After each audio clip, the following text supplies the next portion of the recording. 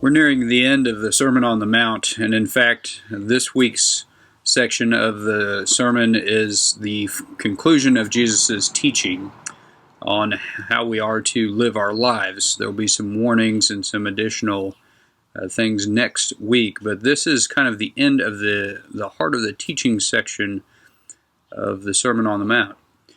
The focus this week is threefold, as it has been in all throughout Matthew's telling of the Sermon on the Mount. And so today we look at the issue of holiness, the issue of trust, and the issue of equality. Jesus begins by focusing in on holiness with this kind of strange saying about not throwing our pearls before the dogs and the pigs. And that has been interpreted and misinterpreted and abused throughout history. It is not entirely clear what Jesus means by what the pearls are and who the dogs and the pigs are. But we do get the sense, in a bigger sense, of what Jesus is talking about here, which is that we shouldn't be wasting things that are precious. We shouldn't be taking the things that are holy, that are sacred, the things that are most important to us, and just casting that out for those we know will completely disregard it. I think we do that a lot in our lives in ways that we perhaps don't recognize. We spend a lot of time and a lot of energy giving our best to people and places and jobs and organizations that aren't going to appreciate that aren't going to take advantage of the fact that we're giving that gift to them. Jesus is telling us pretty plainly here, it matters who is going to be receiving this and how they're going to receive it. And don't waste what is precious to you with people who aren't going to cherish that as precious as well. Find someone else to share your treasure with if the people that you give it to aren't going to appreciate that. He says it to the disciples at another place when he sends them out 2 by 2. He says, if the people in those towns you go to receive it, then great, but if they don't, then shake off the dust from your feet and move on. And Jesus isn't asking us to beat our head against the wall. And sometimes we do. So this sense of holiness, what is holy, what is sacred, make sure that you offer that, but offer it in a place where it can be received as a gift that it should be. He then moves on to the issue of trust, and he's encouraging us to be children who trust God. There again, I think that's a message that we need to hear, isn't it? That we need to be trusting, because oftentimes when our prayer life is low, when we're kind of in the mode of wanting to make sure that we're doing everything right and doing it on our own, we fail to take time to put it in God's hands. And we hold really, really tightly to it ourselves, thinking that we and we alone are the ones responsible for making the outcome what it ought to be. Jesus is again reminding us that we don't have it within ourselves alone to do those things. We need to rely on God. We need to trust that God will provide it. And we need to be persistent in that, and persistent in our communication with God about what it is that we know needs to happen. So ask and seek and knock, all of these different ways that we have to put this before God. Jesus is telling us, trust that God is going to receive that, and that God's going to respond. And that God wants to give you something good. That God wants to give you the best.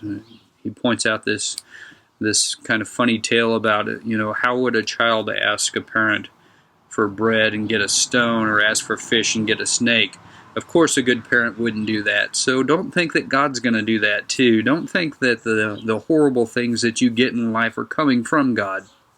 People say that all the time. They think that that the horrible things that happen to them in life are somehow God paying them back, or God putting them to some kind of unfair test. Jesus is saying here, no, God wants to give you good gifts. And so ask God for the things that you need, especially the things that you know that others need. And that kind of turns us to the third part of Jesus' teaching today, which is about equality. But essentially it's the shortcut to the law and the prophets. Just as he kind of says the great commandment is the shortcut, here we have what in the last few hundred years has been labeled the golden rule. Do unto others as you would have them do unto you. But we don't do that either. Or at least we don't do it very well, or sometimes we forget to do it altogether, and we don't live life that way. We want to receive, we don't think about giving. And so the focus here is on giving our gifts to others. What is it that I should do for my neighbor? Well, simply, what is it that I should want for myself? Do I want to be free to pursue my own happiness? Well, yes, I do. So I should want that for my neighbor. Do I want to live in a house that keeps me safe and warm? Yes, then I should want that for my neighbor. What is it that you would want out of life, those good things? Well, seek to give that to your neighbor.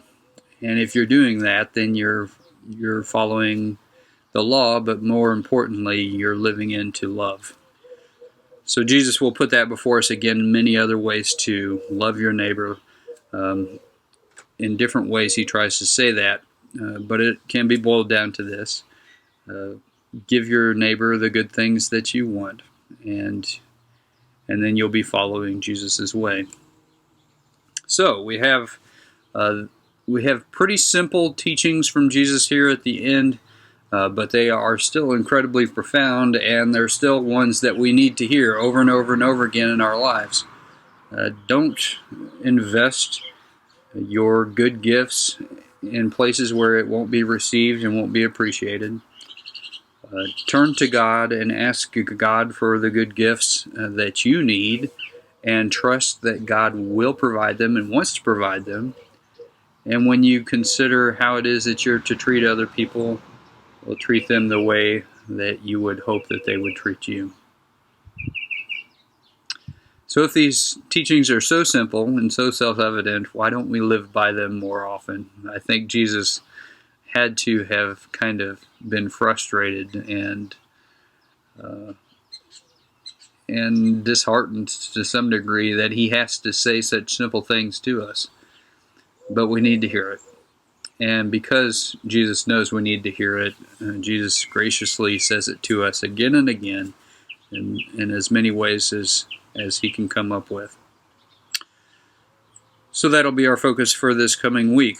And as we look out into the world, we'll be asking the question, are we living that way ourselves? And do we see ourselves as a society living in these ways as well? Are we investing ourselves wisely? Are we trusting that God is giving us the things that we need? And are we truly loving our neighbor as we love ourselves? Go forward and do good work this week in Jesus' name, living into these three very basic and yet still very profound teachings. Christ's peace.